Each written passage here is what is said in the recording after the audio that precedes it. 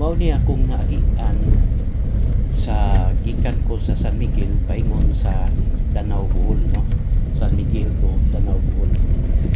Wala gyud ni siya fully cemented, no?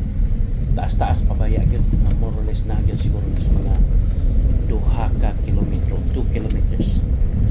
Ano ka, no? Nga wala gyud siya fully concrete or cemented, nga cemented naman ta ang uban nga porsyon. Ginira gyud dapita murag part na ni sa Danau Bohol. This is already, I think, part of Danau Bohol, but maybe, or I think this is a provincial road, no? I'm not sure if municipal road. I think this is provincial road. Either, no, bisag asa ana, no?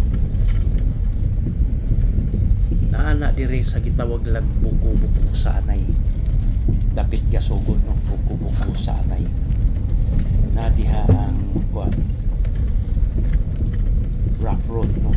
Ya, cemented dayon rough road na sad. Taas-taasan. Ngano kani nga sige sila pagbungkag anang mga simentado nya di aday wala pay simento. So, lisod jud kayo, no?